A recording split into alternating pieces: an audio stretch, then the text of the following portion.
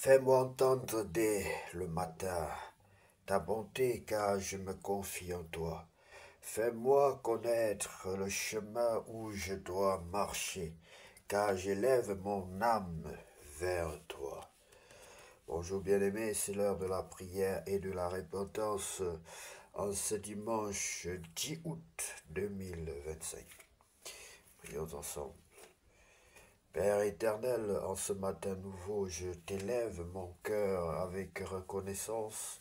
Merci pour la vie, pour le repos et, et pour le sommeil paisible que tu nous as accordé durant cette nuit, ainsi que pour cette journée qui commence sous ton regard bienveillant. Sois ma lumière dans mes pensées, ma force dans mes actions et ma paix dans mes relations. Seigneur, je t'offre mes projets grands ou petits et je choisis de marcher avec toi à chaque étape. Aide-moi à rester attentif à ta voix et prompt à faire le bien autour de moi. Protège ma famille, mes amis et tous ceux que j'aime.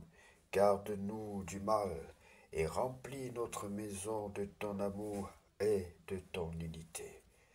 Ta parole déclare dans le livre de Psaumes, chapitre 143, verset 8. Fais-moi entendre dès le matin ta bonté, car je me confie en toi. Fais-moi connaître le chemin où je dois marcher, car j'élève mon âme vers toi. Oui, Seigneur, c'est notre prière.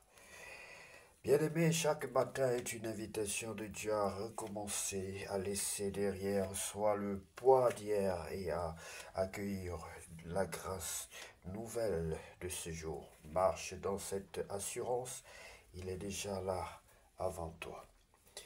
Seigneur, que ma journée soit un témoignage de ton amour, un parfum de paix pour ceux que je rencontrerai. Je t'appartiens aujourd'hui et pour toujours. Au nom puissant de Jésus-Christ, j'ai ainsi prié. Amen.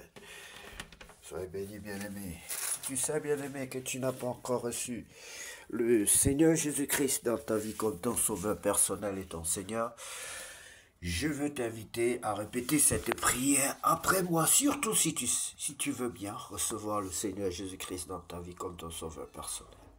Prends la position qui honore notre Dieu. Tu peux te mettre à genoux, accroupi ou debout ou couché, peu importe. Le plus important, c'est d'avoir le cœur disposé, d'incliner ton cœur devant le grand Dieu d'Israël. Allons-y, Seigneur Jésus-Christ, je me concentre sur toi ce matin. Tu vas répéter après moi, bien-aimé. Seigneur Jésus-Christ, je me concentre sur toi ce matin. Seigneur Jésus-Christ, je t'offre ma vie ce matin. Je viens vers toi comme un pécheur. Je ne suis pas digne, certes, de venir vers toi, mais je te demande pardon. Je reconnais que je t'ai offensé. Je reconnais que je suis un pécheur, que je suis né pécheur et que j'ai grandi dans le péché. Pardonne-moi, Seigneur. Je viens à toi afin que tu mettes fin à ce désordre dans ma vie, afin que tu mettes un terme à ce désordre dans ma vie, que tu mettes un terme au désordre dans ma vie, que tu me donnes une vie nouvelle. J'ai compris, Seigneur Jésus, que tu peux me guérir, que tu peux me restaurer, que tu peux me donner une nouvelle chance, que tu peux me donner une nouvelle vie, que ta grâce est là avec moi. Seigneur, merci pour ta grâce qui s'approche de moi ce jour. Merci pour ta grâce, Seigneur. Merci.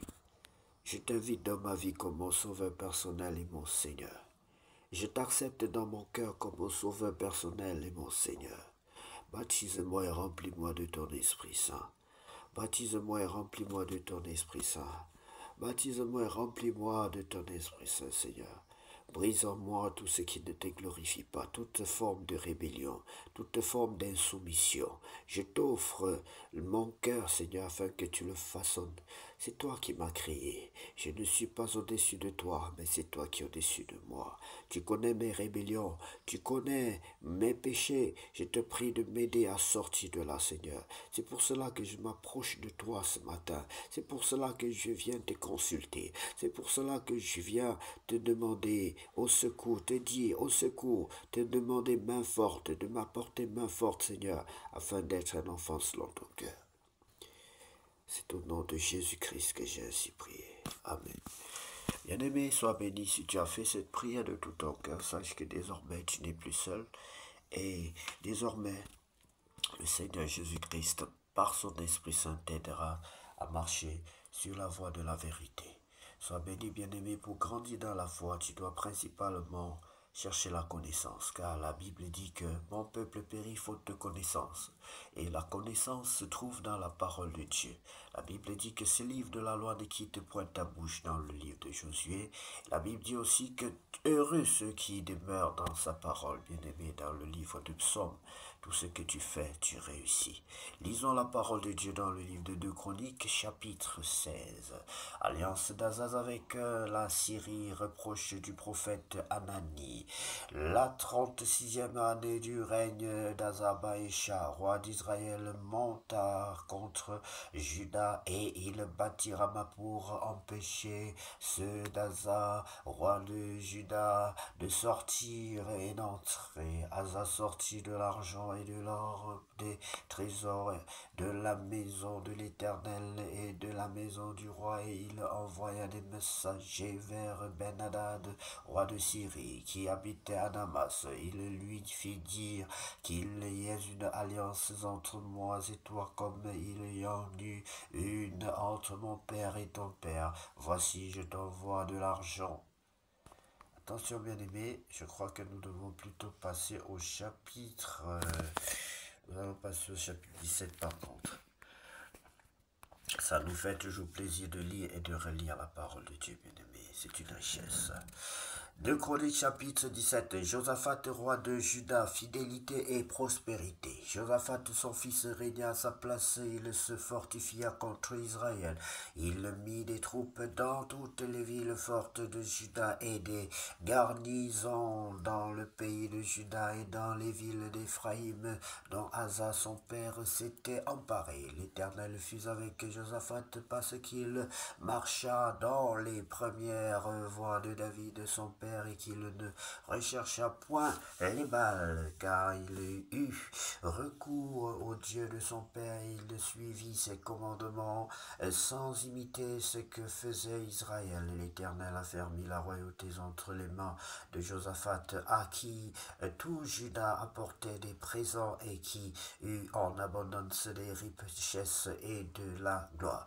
Son cœur grandit dans les voies de l'Éternel, et il fit encore disparaître de Juda les hauts lieux et les idoles.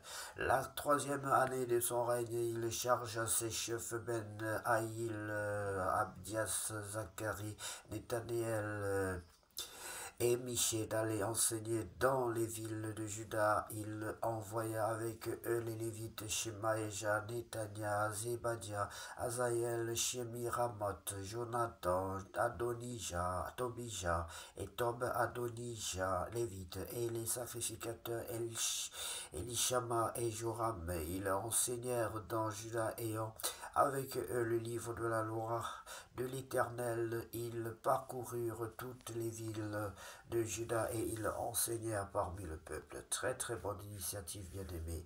Un roi qui veut vraiment le succès de son peuple, un roi qui a un projet d'avenir, un bon projet pour son peuple, doit l'enseigner, doit éduquer son peuple et l'orienter vers la bonne voie.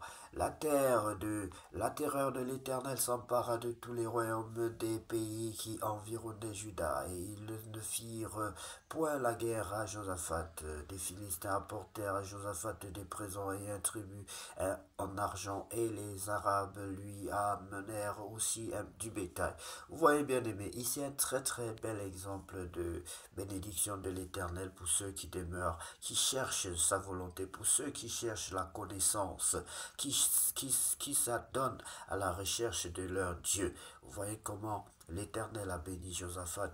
La Bible nous dit que la terreur s'est emparée de tous ceux qui étaient autour de lui et ses ennemis, au lieu de lui faire la guerre, venaient plutôt lui offrir des présents.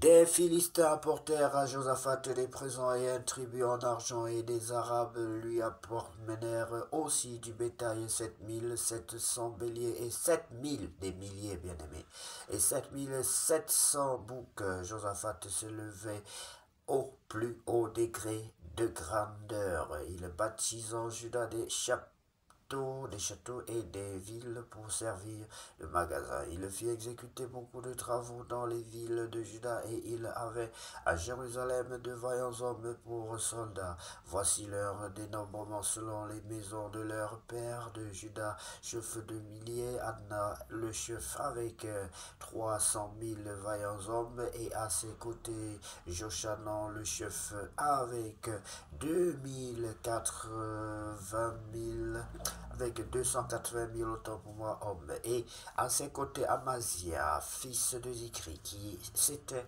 volontairement consacré à l'Éternel avec 200 000 vaillants hommes de Benjamin, Eliada, vaillant homme avec 200 000 hommes armés de l'arc et du bouclier, et à ses côtés Zozabad avec 180 000 hommes armés pour la guerre. Tels sont ceux qui étaient au service du roi, outre ceux que le roi avait placés dans toutes les villes fortes de Juda.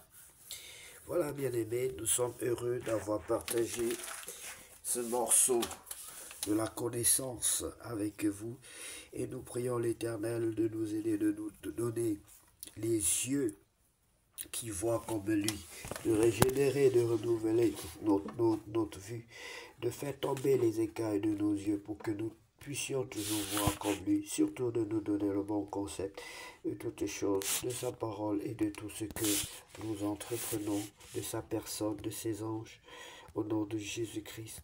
Car notre Dieu revient la gloire, la puissance et l'honneur pour tous les siècles.